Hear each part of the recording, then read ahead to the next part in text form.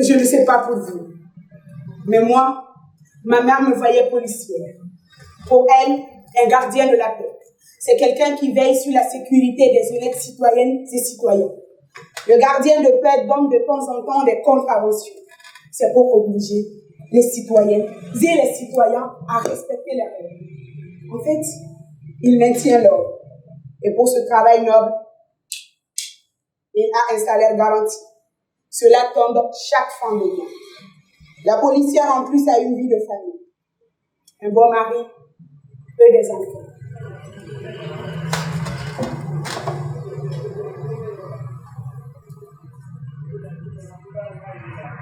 Voici le rêve de ma mère pour moi. Mais moi je ne me voyais pas dans la peau d'un flic. Je ne pourrais jamais être à l'aise dans un uniforme avec un sifflet. Non, cela n'est pas pour moi. Sinon, je connais des gens dans la police. Même que je pourrais avoir quelqu'un qui connaît quelqu'un qui pourrait m'aider pour le concours d'intégration dans la police. Et non, le rêve de ma mère est son rêve à elle. Point. Et vous? Vous voulez savoir alors quel est mon rêve à moi? Quelqu'un a une idée dans la salle? Non. Quelqu'un? Monsieur? Non, pas du tout. Quelqu'un d'autre? Caissière. Non. Commerçante? Non, pas du tout. Chanteuse? Ouais. Moi, je voudrais... Non. Je veux devenir comédienne. J'ai des choses à dire. Tiens, j'ai jeté des idées sur un papier. Je suis allée voir un bon metteur en scène. En tout cas, un que tout le milieu professionnel respecte.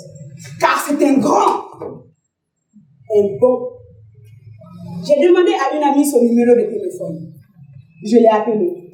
D'abord, je me suis excusée. Vous comprenez? C'est un grand monsieur. Je ne pouvais pas le déranger ainsi. Ma voix tremblait. Je n'étais même pas sûre de moi. Je bafouais. Mais lui, il m'a mise à l'aise. Il m'a proposé de le rencontrer dans le jardin de l'hôtel de la place. J'étais très excitée.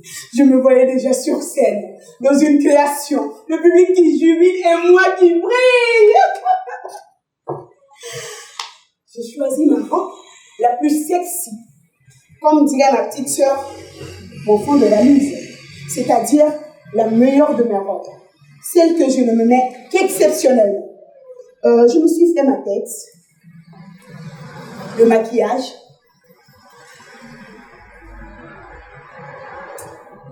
tout je dis bien. Je me suis mise sur mon 31.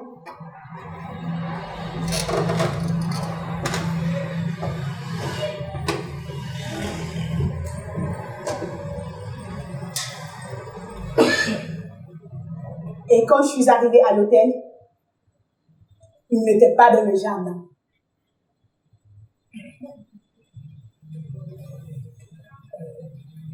Il a osé me faire cela? Non. Ce n'est pas possible. Je l'ai appelé. Il m'a répondu qu'il avait pris un endroit plus convivial et m'envoyait quelqu'un me conduire à lui. En effet, quelqu'un de l'hôtel est venu à moi. Il m'a demandé de le suivre pour rejoindre le metteur en scène. Je l'ai trouvé dans la chambre. Alors, il m'a proposé de m'asseoir. Dans la chambre, il y avait un lit et une chaise. Lui était assis sur la chaise. Je me suis donc assise sur lui. Il a commencé à me parler de ses projets, des créations qui allaient faire le tour du monde. Et j'ai commencé à rêver.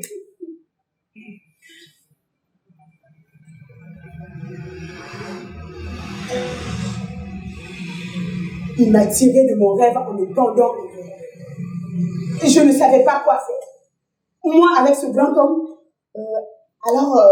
je me suis surprise à dire je ne bois pas d'alcool. Et là, il a tout de suite décroché l'interphone, a commandé un jus pour moi. Quand j'ai été servie, il est venu me rejoindre sur le lit à trinquer avec moi. L'instant d'après, sa main était sur ma cuisse. J'ai serré mes genoux. Il a senti que tout mon corps se crispait. Il m'a demandé ce qu'il y avait. Ce n'était plus un homme, mais un désir. Le prédateur. J'ai repoussé sa main, me suis levée et j'ai attrapé mon sac. Je lui ai dit que je venais de me rappeler une commission de ma mère. Il a voulu me retenir. Je l'ai poussé sur le lit. Je suis sortie. Je l'ai entendu crier derrière moi. Il promettait de m'enterrer. Criait que je ne deviendrai plus rien dans le milieu. Le milieu. Le mot est lâché. C'est la mafia. Vous savez, entre copines, nous parlons souvent de tous ces corps. Pour un bout de rôle. Juste un tout petit bout de rôle, il faut écarter les pistes. Si tu refuses alors, tu n'auras rien. Et moi j'ai refusé de croire en cela.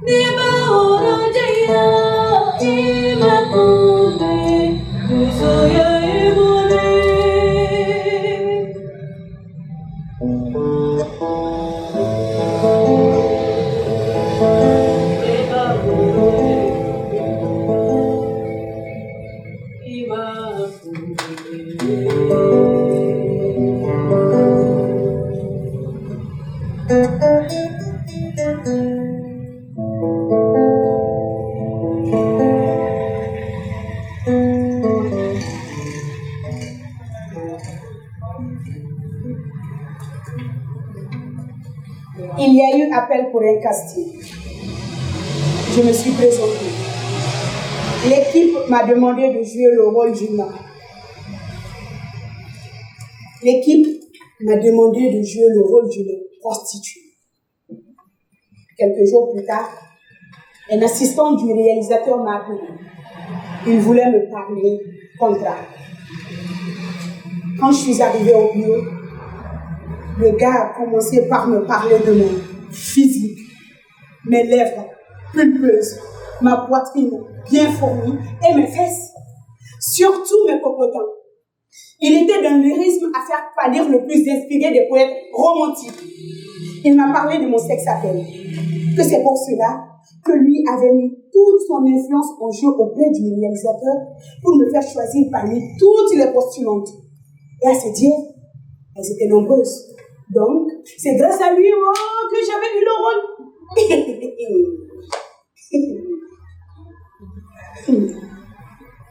J'ai lu le contrat. Quelle honte! Il me regardait. Il s'est levé de son fauteuil et est venu près de moi pour me dire que cela n'était qu'une proposition. Tu sais, rien n'est définitif. Si tu veux, tu peux me proposer un lieu de ton choix. Ou entre quatre yeux, nous pourrons bien examiner la situation. Il me disait que c'était ainsi dans le métier. Si tu veux, je te laisse ma carte. Tu pourrais m'appeler. J'ai pris le papier qu'il avait déposé devant moi. Je l'ai déchiré. Je suis sortie. Il m'a dit, tu reviendras me prier, me supplier, ramper devant moi. Mais tu n'auras rien. Tu m'as humilié devant moi-même. Je vais t'écraser, espèce de gamine! Ah! Il bave. Je l'ai prise en pitié. C'est là que je me suis souvenu des paroles de mon père. Il me disait, ma fille, hors des quatre murs de notre concession, tu retrouveras l'homme. Et nous pour toi. Ma fille, les temps ont changé. Nous, dans l'enfance, nos parents nous disaient que tout homme qui respecte la femme sera aimé et respecté de tous. Mais aujourd'hui, cher public, la femme n'a rien d'autre que ça.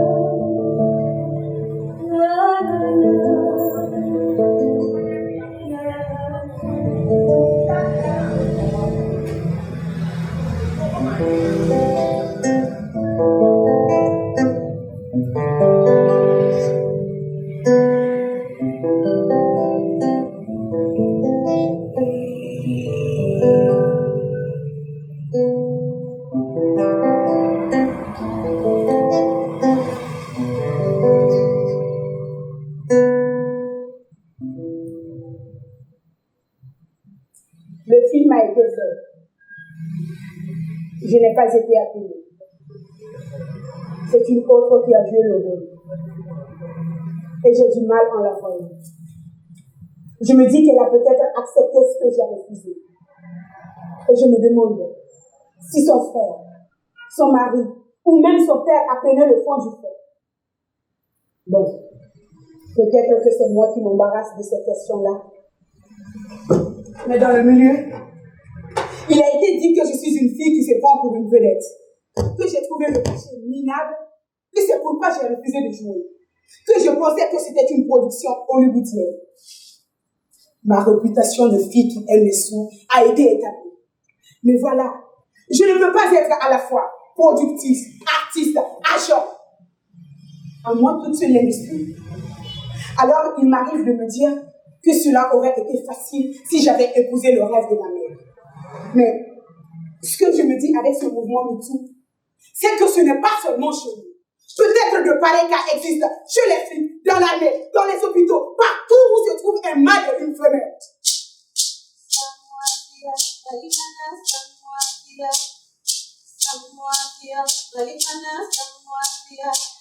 Les mères de l'humanité ne doivent pas souffrir autant. Battus, isolés, rejetés. Les mères de l'humanité ne doivent pas souffrir autant. Humiliés, discriminés, blessés. C'est le temps fini, l'opinion c'est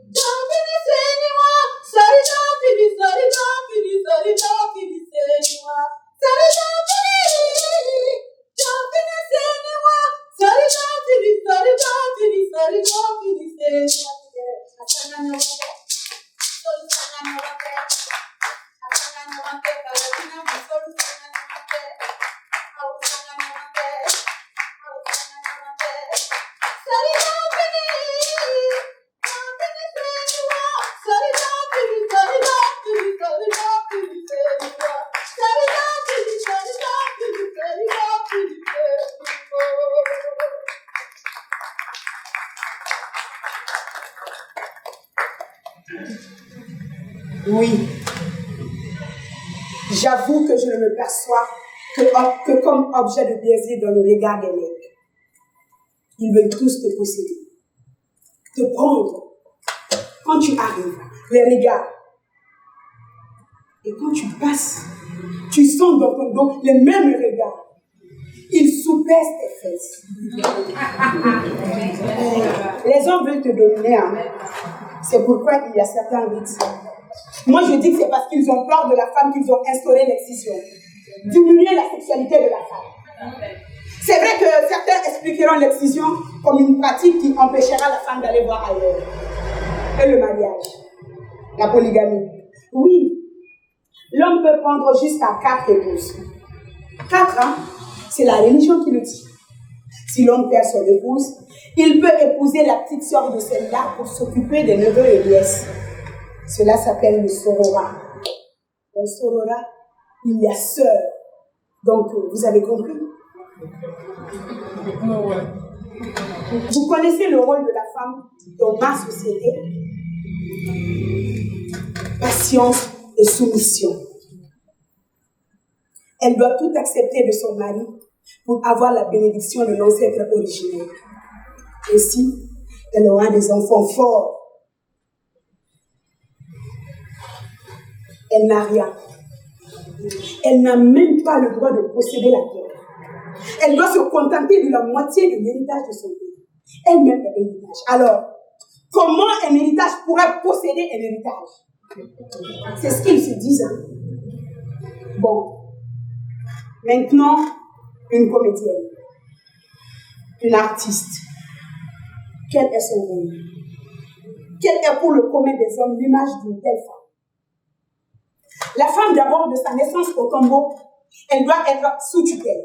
Celle de son mari, celle de son père, de ses frères et de tous les mâles de la fratrie. Au début. Ensuite, sous celle de son mari et de tous les mâles de cette famille. La femme, c'est la discrétion. Une vie de récluse. Alors, une femme qui prend la parole dans l'espace public, qui se montre, est forcément une femme de mauvaise vie. Au début, ton conjoint te dira qu'il est pour l'émancipation de la femme, qu'il accepte même que tu t'épanouisses dans ton travail. Mais une fois les liens du mariage consommés, ce n'est plus lui, hein. Mais ses parents qui ne veulent pas que tu fasses ton art. Alors le piège se referme sur toi. Tu es appelé à faire des concessions. Et par fini, à cesser d'exister.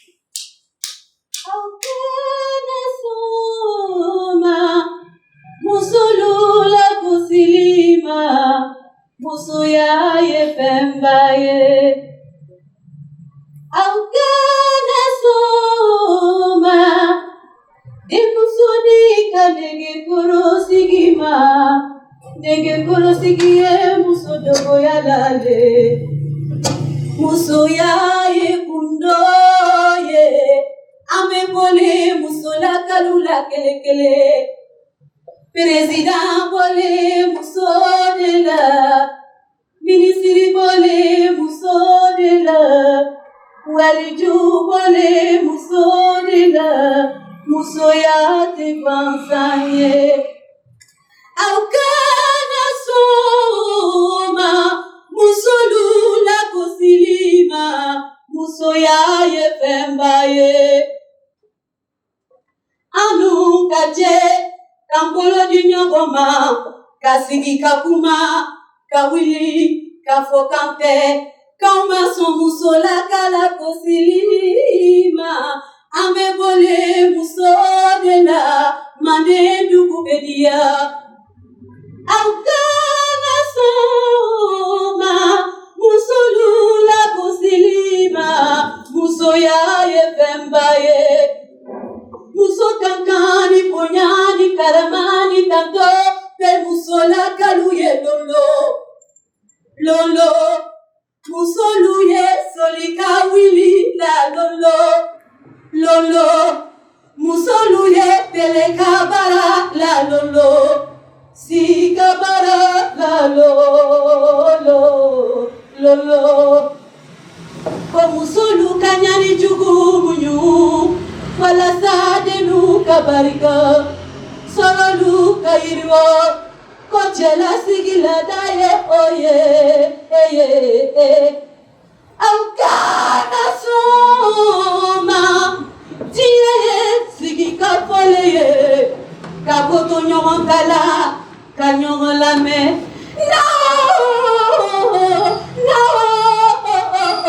naye, mukera kuni.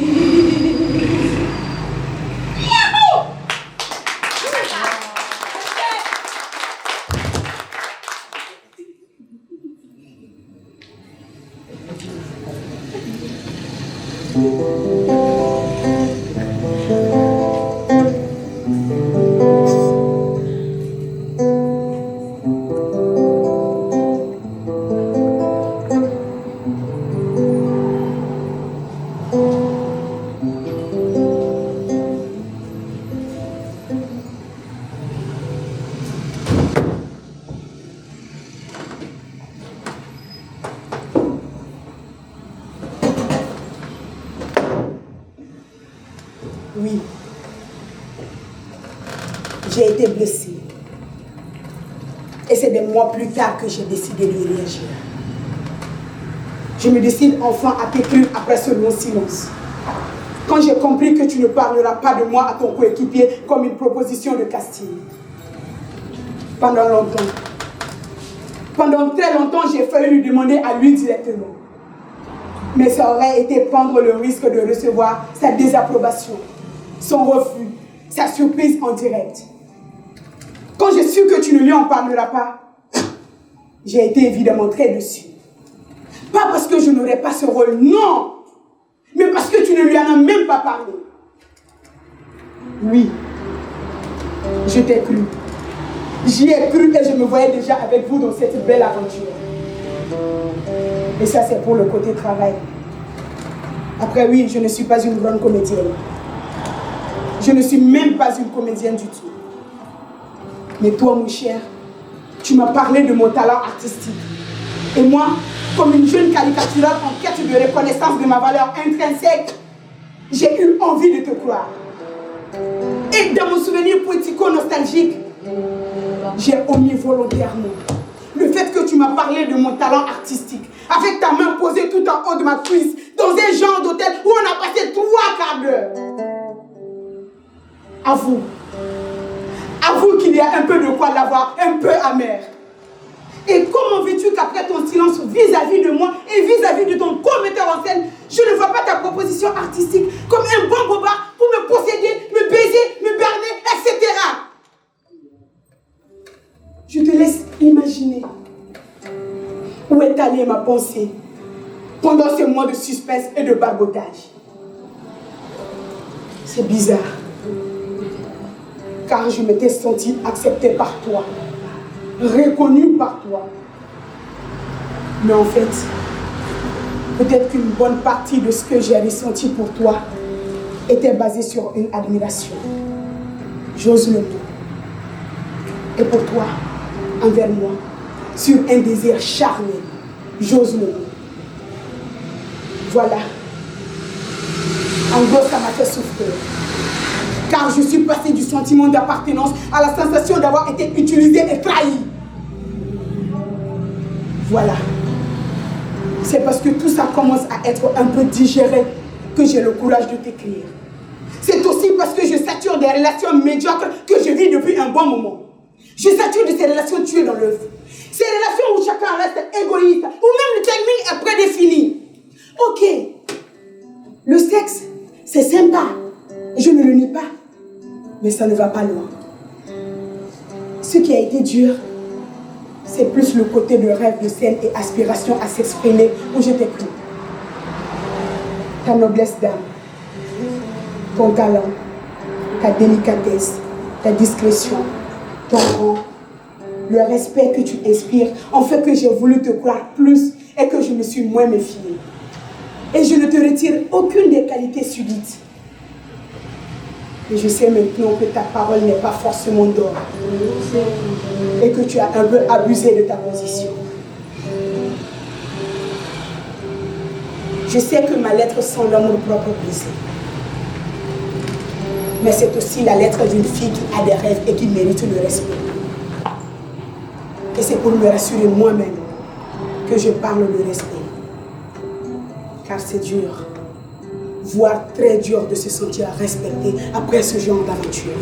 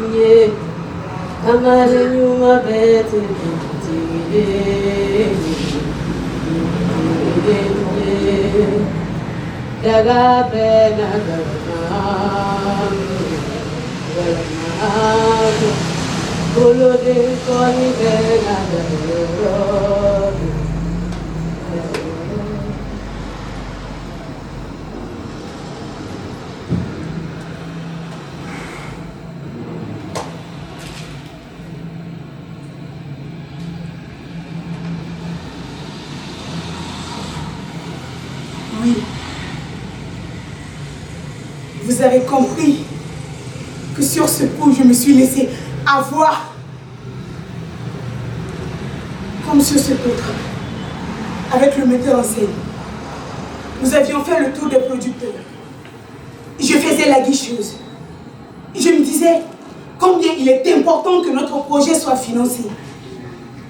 Et à force de relancer les producteurs, de faire le pied de bulle dans les salons, j'ai fini par décrocher le financement.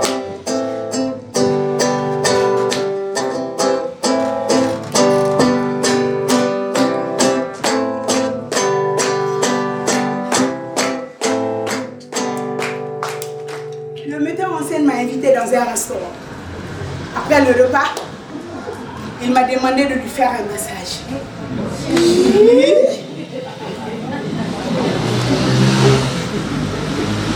Vous savez ce qui peut arriver après, non? Jeu de main, jeu de villa. La création a été faite sans moi.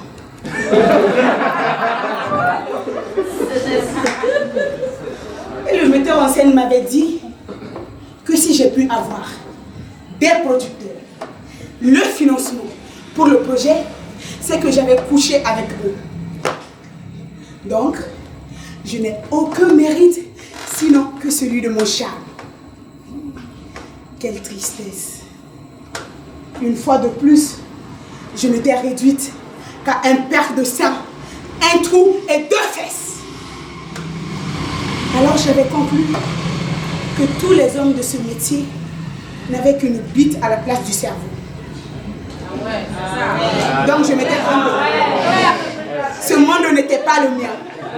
Je devais sérieusement penser à faire autre chose. Malheureusement,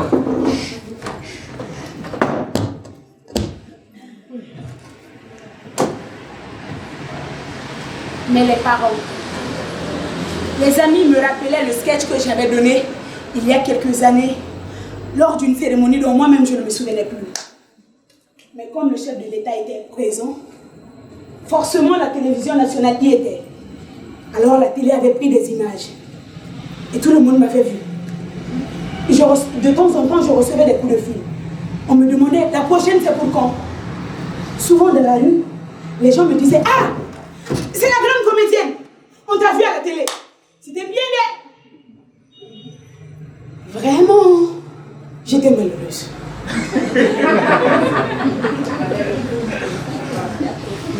Mais un jour, j'ai été appelée. J'ai rencontré Salam, le grand metteur en scène. Il m'a donné un texte. J'ai signé le contrat. Les répétitions ont commencé. J'avais enfin trouvé un rôle qui me conduirait dans la cour des grands. J'avais arrêté de faire les multiples et improductives manifestations sociales. Je ne voulais pas pisser sur mon boulot, non. Tant pis, si je ne pouvais pas participer au mariage ou autre baptême, tant pis. Un jour, en sortant de la répétition, mon téléphone sonne. C'était ma copine. Allô, copine? Hi, copine, comment vas-tu? Tu es perdue? Oui, copine, c'est normal. Tu sais, je suis sur la prochaine création de Salam. Ah, copine, quel Salam? Notre Salam, copine, le grand metteur en scène. Ah, copine, tu as couché avec lui. Tu as couché avec lui. Tu as couché avec lui. Tu as couché avec lui. Tu as couché avec lui. Sans passer, les femmes nous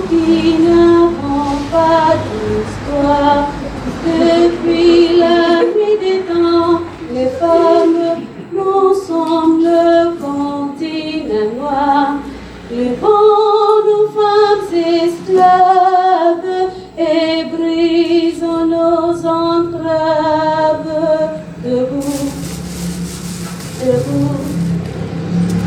À ces filles humiliées, les femmes achetées, vendues, violées. Dans toutes les maisons, les femmes hors du monde reléguées. Le vent nous femmes esclaves et brisons nos entraves. Debout, debout, seul dans notre malheur, les femmes l'une de l'autre ignorées.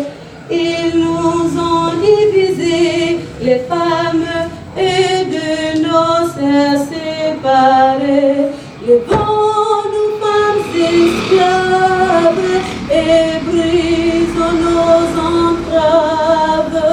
Debout, debout, le temps de la colère, les femmes, notre temps est arrivé. Connaissons notre force, les femmes, découvrons-nous des milieux.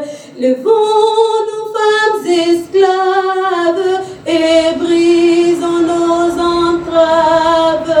Debout, debout, reconnaissons-nous, les femmes, parlons-nous, regardons-nous.